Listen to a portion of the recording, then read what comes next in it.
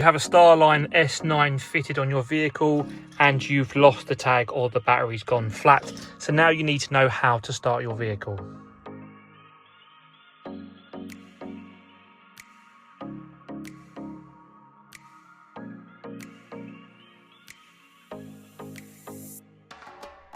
The easiest way is to get your owner's card. On the back of this owner's card is a 4-digit number. You can use that 4-digit number to input the emergency code on the valet button. Once you have the 4-digit number, you're going to input the code on the valet button there. So I'm going to show you how to do that now. Once you've got your 4-digit emergency code, you're going to press the valet button. So wherever the first number is, you press that on here. So 9. So 1, 2, 3, 4, 5, 6, 7, 8, 9. Then you'll get 1 flash because that was the first number. So the next number, and then you'll get 2 flashes because that was the second number. Yeah, we're going to put the third number in now, and you'll get 3 flashes because that was the third number. And now we're going to put the final number in. So we've done that there, and then you're going to get 4 flashes. 1, 2, 3, 4, and then a trill at the end. There you go. So now, even though we've not got the tags, we can start the car. Switch it off, and it's going to keep restarting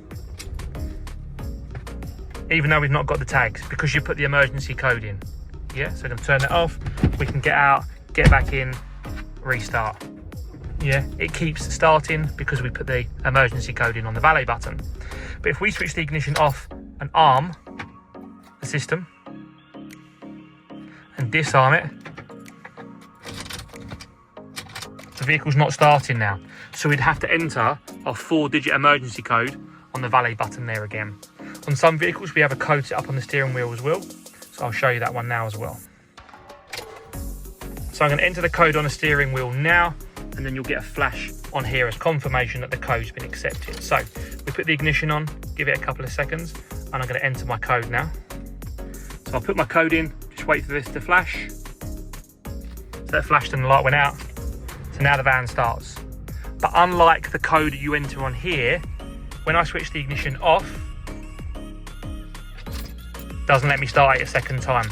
I would have to re-enter my steering wheel code again. So if you enter the steering wheel code, you have to enter that one every time.